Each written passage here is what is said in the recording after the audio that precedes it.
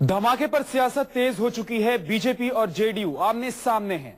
दोनों के बीच सियासी तल्खियां तो पहले से ही चली आ रही थी। अब पटना में मोदी की रैली से पहले हुए सीरियल ब्लास्ट ने इस आग को और भड़का दिया है। बीजेपी ने सीधे तौर पर सीरियल धमाकों को रैली की सुरक्षा में हुई चूक का नतीजा करार दिया है और नीतीश सरकार को कटघरे में खड़ा कर दिया है।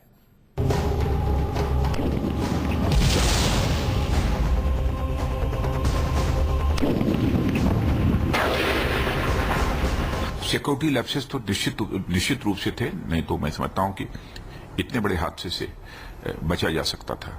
कहीं न कहीं चाहे इंटेलिजेंस हो अथवा सिक्योरिटी लैप्स तो था ही, इसमें कहीं दो मत नहीं है।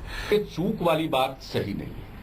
ये आप कह सकते हैं कि कोई इनपुट नहीं था और ऐसी घटना घटी है तो हमारे लिए चुनौती जरूर है। इस सुरक्षा में चूक से की घटना नहीं होकर के ये हमारे लिए चुनौती की बात है और हम सबको मिलकर करना चाहिए। भले ही राजनीतिक रूप से हम जनता के बीच जाकर एक दूसरे की मुखालफत करें, जो भी बोलना है बोले, वो एक अलग विषय, लेकिन ऐसे मामलों में एकजुटता होना चाहिए।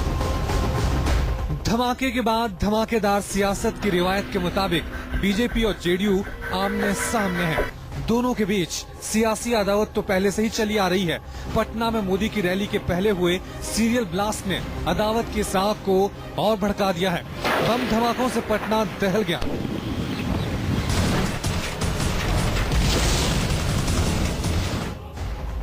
लेकिन मोदी ने हुंकार रैली के मन से इसका जिक्र तक नहीं किया।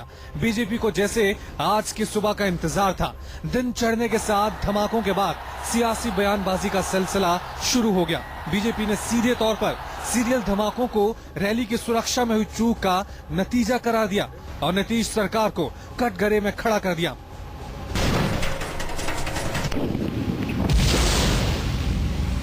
जबकि इतनी बड़ी रैली हो रही थी, अनेक दिनों से पता था, उसके बावजूद इस मैदान की सुरक्षा रखना और वहां एक प्रकार से जिस प्रकार से बॉम्बस्फोट हुए, इसका मतलब सरकार ने जिस बातों की चिंता करनी चाहिए वो नहीं की है। शायद ये भी कारण हो सकता है कि इस रैली को विफल बनाने के लिए सरकार भी इनडायरेक्टली शायद इसमें सहभागी हो, इसी कारण इस प्रकार की घटना हुई है। बीजेपी ने एक तीर से दो निशाने साधने की कोशिश की। जहां हुंकार रैली को सफल करार दिया, वहीं रैली को सुरक्षा मुहैया कराने में नीतीश सरकार को असफल करार दिया। बीजेपी के बयान से तिलमिलाई जेडीयू ने भी पलटवार किया। निशाना सीधे मोदी पर था। ये हुंकार रैली नहीं थी, ये बदबूदार रैली थी और जाते ही गंद फैलाना शुरू कर दिया। और जो बातें कही है उन्होंने, जेपी की बात की, मैं समझता हूं कि जेपी के साथ एक दिन भी ये बैठे नहीं होंगे। आंदोलन क्या होता है इनको पता नहीं है। जिस वक्त जेपी की आंदोलन चल रही थी, आरएसएस से गोद में खेल रहे थे और जिसको इतिहास भूगोल पता नहीं हो, राजनीति की और आंदोलन की, वो क्या चर्चा करेगा। मोदी की रैली के पहले हुए धमाके पर 17 साल तक एक दूसरे के साथ गलबहियां डाले घूमने वाली बीजेपी और जेडीयू के बीच आरोप और प्रत्यारोप का सिलसिला जारी है। रैली में जान गंवाने वालों के घर पसरे मातम से दूर सियासी अखाड़े में दोनों पार्टियां बयान के ताल ठोक रही हैं। वो अहंकारी और एकांकी फैसला लेने वाला व्यक्तित्व उनका है। तो ये सारी चीजें तो हम लोग पहले ही कह चुके हैं और हमने जब गोवा सम्मेलन के बाद इनको घोषित किया था तब भी हमने कहा था कि जनता दल यूनाइटेड ये सेकुलर ब्रांड एम्बेसडर था एनडीए का। इसके आने के बाद कोई भी सेकुलर दल इनसे जुड़ना पसंद नहीं करेगा। ये राज्य सरकार की संपूर्ण विफलता है। माने ये जिसको अंग्रेजी it is the criminal negligence, यानी जिसको आपराधिक उपेक्षा, जो कठोरतम शब्द हो सकता है कि एक राज्य के महत्वपूर्ण राजनीतिक दल की और इतनी महत्वपूर्ण रैली हो रही है, महीनों से जिसकी तैयारी चल रही है, सारी जानकारी है और उसके बावजूद जिस प्रकार की सुरक्षा की व्यवस्था की गई है वो राज्य सरकार की और पूरे तौर पर विफलता है। रैली बीजेपी की थी और सुरक्षा मुहैया कराने की जिम्मेदारी नीतीश सरकार की, लिहाजा बीजेपी और जेडीयू का भिड़ना तय था।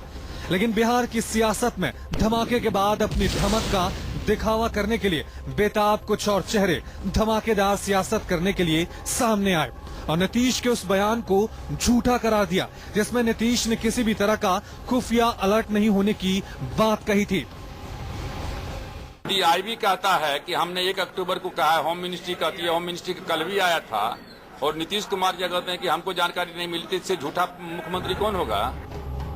धमाके पर सियासत गरमाई तो पति के जेल जाने से परेशान राबड़ी भी सामने आई और सीरियल धमाके को आजादी के बाद बिहार के इतिहास का सबसे बड़ा धमाका देकर अपनी सियासी जिम्मेदारी निभा ली।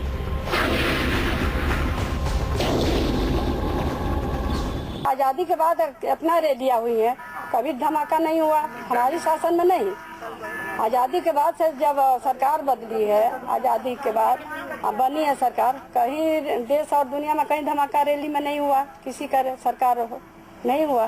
बाकी आज तो नीतीश के सरकार में हो रहा है, वो तो सब कोई पूरे देश के या पूरे बिहार के जनता सहमे हुए है, डरे हुए है कि क्या हो रहा है।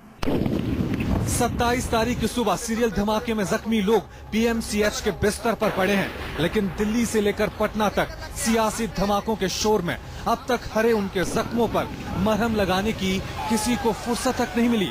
बयानों के बाण से सियासी अदावत की रस्म निभाई जा रही है, लेकिन उन घरों की ओर देखने की फुर्सत इन सियासतदानों के पास शायद नहीं है।